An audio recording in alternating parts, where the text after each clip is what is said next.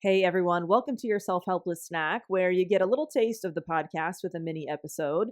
And you're about to hear a bite from a conversation I had with LaSalle, who is a licensed therapist and coach who specializes in working with HSPs, or highly sensitive people, which is categorized as a personality trait, I believe, if you've never heard of that before. And we are touching on how Lauren got into this niche in the mental health and coaching space, why she wanted to transition into coaching from being a full-time therapist, the happy medium she has found in her work slash schedule, and the bittersweet feelings that can come up around her helping people who have struggled with similar things that she has struggled with. So I hope this inspires you to rethink your current workload if it's felt really overwhelming and just not like the right fit for your personality, and maybe ask yourself if there could be a happy medium or hybrid situation for how you might be able to approach your own career. This conversation was originally shared with my email list, the D list. It's a place where I like to share all kinds of different gig and media opportunities, resources, especially for creatives and multi hyphenates. You can join the list for free at my website, delaneyfisher.com, or you can click the link in this episode's description if you want to receive resources like that as well. Also, I just want to pinpoint that Lauren's experience is such a great example for not only clinicians and practitioners, but service providers in general who want to niche their services, but they feel a bit stuck around how to do that or where to start. A really great thing to try is to serve clients who, for lack of a better term right now, are basically a version of you in some way. Whether they're a recent version of you or a childhood version of you, they have struggled with similar things that you have struggled with. And it's a very simple, organic way to explore a niche, especially for the first time, just to see if you like it. Because you can obviously help them tactically, but also experientially as well. Maybe you just want to try an experiment of adding a niched service to your product suite and your business just to see how it feels and how it performs and all that kind of stuff. So, anyway, I hope this little snippet of the conversation can help you generate some creative solutions for yourself if you've been feeling stuck in this area. All right, here is my chat with Lauren. How did you figure out, like, I really like working with highly sensitive people? I feel like all of this happened like slowly over time. So I guess it kind of started with me discovering that I am a highly sensitive person. And this was, I don't know, like 7 or so years ago. And I kind of figured that out. It was like an aha moment. Okay, cool. That explains a lot about me. And that was kind of it for a few years. And then I know I had a coworker at that mental health agency who also was like, I'm a highly sensitive person. And so it kind of brought it back.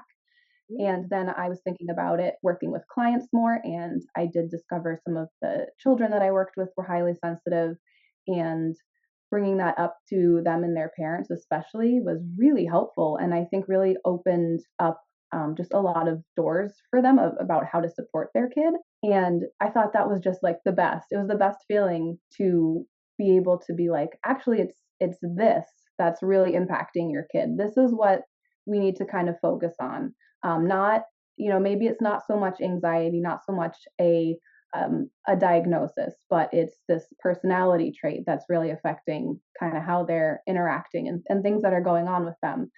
So I think that led me to, I guess, deciding to have that as my niche, and just knowing what I've worked through as a highly sensitive person, that I could help people that way. And then having that experience with working with kids too, it all just kind of, I don't know, mushed into this idea. And I was like, I need to do this. This is what I love doing.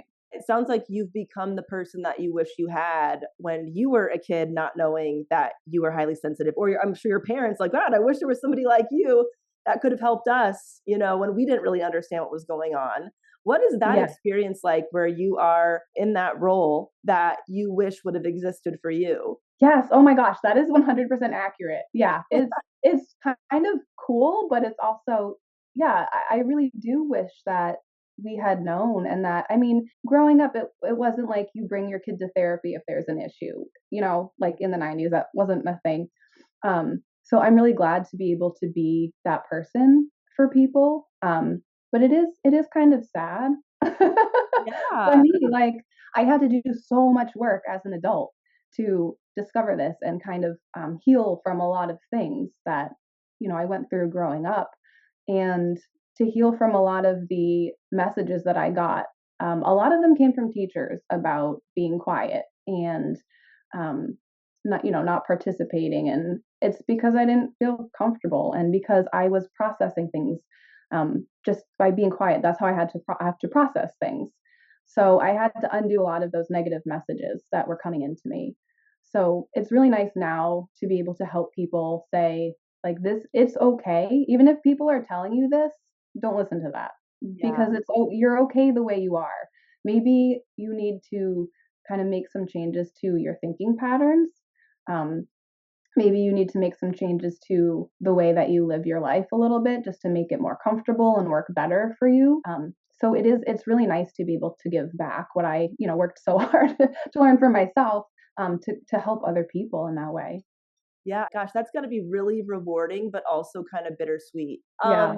So what was it about coaching specifically that was desirable to you versus maybe starting a practice or some other routes that people in your position take? Yeah, so I'm still doing like super super part-time therapy through a company that takes care of the insurance, all of that stuff that I don't want to have to deal with opening a private practice. So that's nice. Right. I Yeah, I just got really, I think, burnt out dealing with such intense issues. It just really got to me in therapy. And so now now it's nice because I can, if people come to me, I can say, I think therapy is, you have seem to be really anxious. I think therapy is more appropriate. I can still work with you there. But if therapy is not appropriate and coaching seems to be more appropriate, then I'll gladly take them in there. Um, so with coaching, I don't have to work with the trauma or the intense anxiety or the depression, the things that really drain me. They're very rewarding to work with those clients, but very draining at the same time. So coaching is nice because we can focus on what's going on right now and then take steps to help that client. So that for me feels a lot better, a lot less draining. And I kind of discovered that when I was at that community mental health agency too. I had a couple teenage clients where it was mostly just coaching um, instead of really traditional therapy. And I was like, this feels a lot better to me, just like in my body. Yeah. This feels a lot better. I feel more calm. I don't dread, working with them because, as terrible as that sounds, because I know that I'm going to come out of the session feeling more level. Right. Well, I'd imagine as a highly sensitive person yourself that you probably really absorb a lot of people's energy and emotions. So it makes sense that working with people with trauma or depression really, really impacted you and affected you. What's the difference been on maybe a more logistics level, whether it's admin or clerical work, the paperwork that you have to fill out with therapy versus coaching and some of those things that have been a big difference for you? Oh my gosh, yeah. So at the community mental health agency, we had to do like literally half the job was paperwork. It was so exhausting. Really? I did not know going in that there was going to be that much paperwork.